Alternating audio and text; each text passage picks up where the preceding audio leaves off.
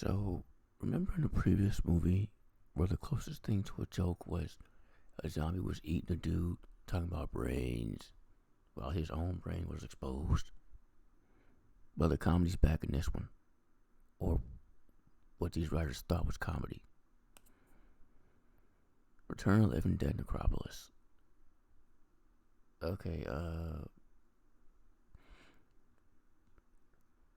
before I watched this, I only remember the third act. And upon rewatching this, I now remember why. Because the first two acts are boring as shit, alright? But before I tell you about this, let me tell you about a mistake I made, okay? I started watching the next one, Return of the Living Dead, Rave from the Grave, or Rave to the Grave, okay? And I was formulating everything I was going to say, and then it hit me. Something's up here, like I remember those characters in a whole other setting. And I thought it was after Rave to the Grave. It wasn't. And I didn't realize this until halfway there. So I've already watched half the next movie. And upon rewatching this movie, I'm now reformulating what I'm going to say. Because holy crap, the characters in this movie are so boring. And the ones that survive, they're better than the next one, but that's a whole other thing entirely. Yeah, I was so bored watching this. I did what I don't do, what I hate doing, what I hate when people do. I took out my phone. I read an article about how some dude recently admitted on TikTok that he robbed Paris Hilton in 2007, and he apologized for it. He recently did, and he asked her not to have him arrested. And Paris Hilton reacted to the video, just laughing. And I read an article about this pageant, which I can't believe was a real thing. It's called Miss Hitler. And the woman that won it went to jail for a couple of years and is about to get out. Both those articles are far more fascinating than the first two acts of this movie. So we follow Peter Coyote.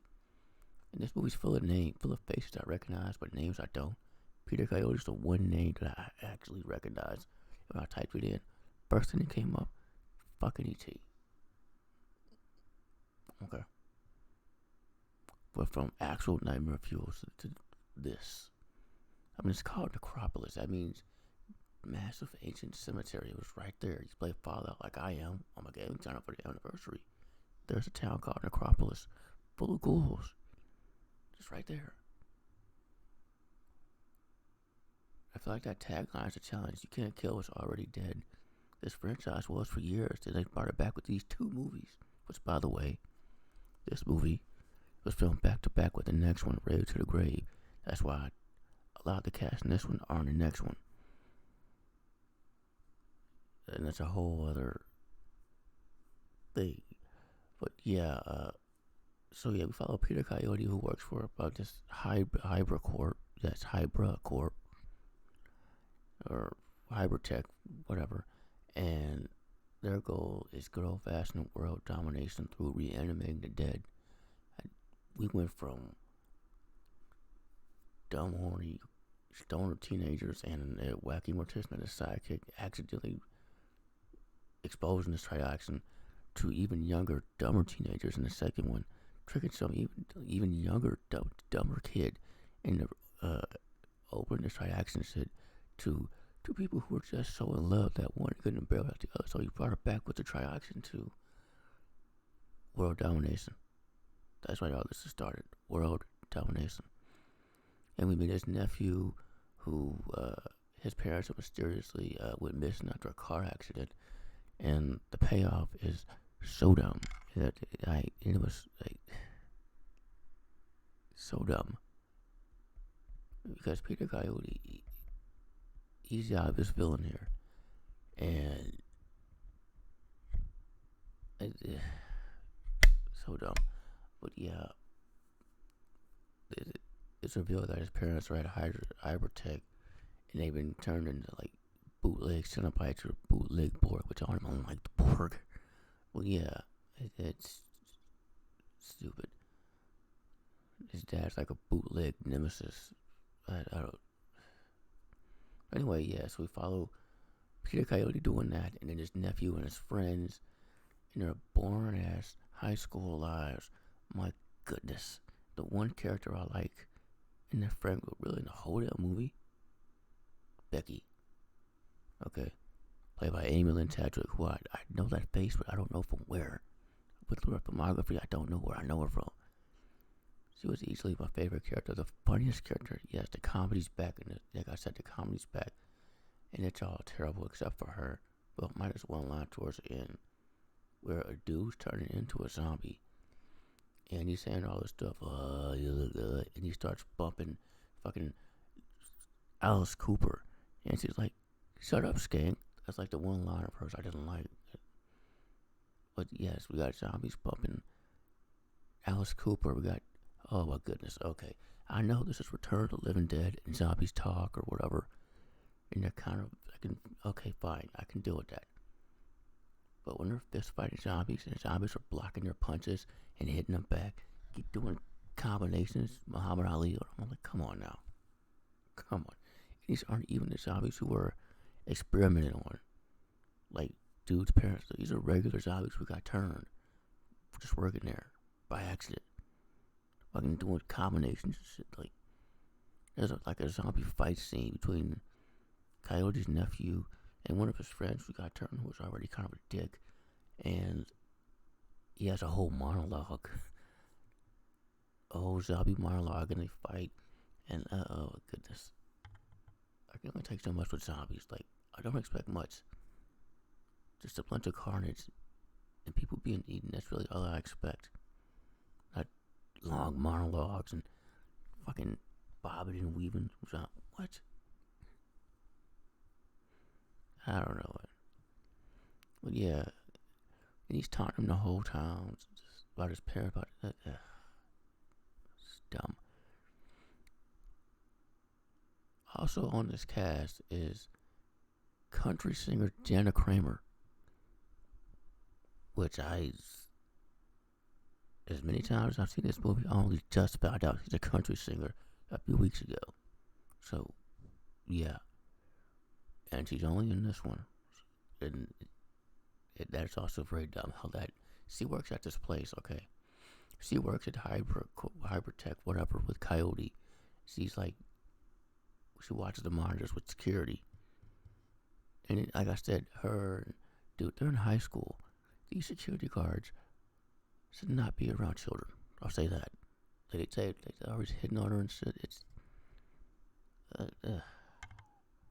it's awful. One of them winds up being solicited about one of the dude's friends when they break in, because that's the plot. One of their friends he gets hurt and goes missing. That's why they break in here, because they know that's where he's at. They have proof through Jana Kramer, and when they break in, one of the dude's friends solicit one of the guards, and this girl. You remember in Mortal Kombat Annihilation, where the dude playing Shao Kahn cannot say his lines straight at all. He's laughing every single line because he knows how fucking stupid it is. Same thing here. This girl cannot stop laughing her lines. Like, hey there, cowboy. You ever been with a triple jointed? She's just laughing through her lines. Like, oh, goodness.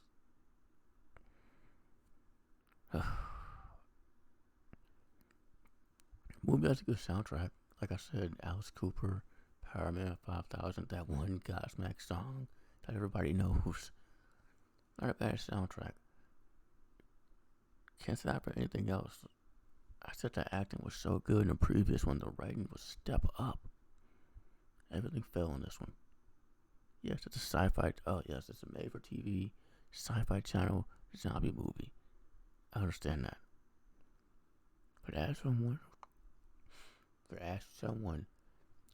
who has a soft spot for the Sci-Fi channel and those made-for-TV movies, this is subpar, which is saying something, okay? I can watch Sharknado, the whole franchise, most of the franchise, any state of mind, clean, medicated, whatever, and have fun. This movie, and I have watched it medicated before, is not much better.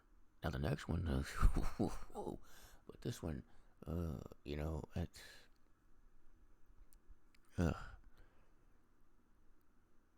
really don't think I have anything else to say about this shit. This this movie, this movie is called Return of the Living Dead. The living dead don't return till the fucking third act for the most part. There's like one scene with a homeless dude. They keep cutting back to him, just rolling up his whatever he's cooking, his rat or whatever that is he's cooking. And then once he's about to take a bite of it, it comes to life and it bites his head. That's it. Till the third act. I don't mind a slow burn, but not when it's so boring. I take out my phone again. I don't do that. I hate that. I hate when people do that. So yeah. Did not like this one. Or almost any of the alleged comedy. Aside from Becca, like actually was great. But there was one callback I liked to the first movie. Like the first movie, you know the scene where the zombies are doing their thing to the police, and when the zombie grabs the phone, it's like, send more cops. Well, in this one, instead of that, the zombie grabs the walkie-talkie, and it's like, send more security guards. I smiled. I love the reference. They tried. But, yeah. All this did was set up the next one.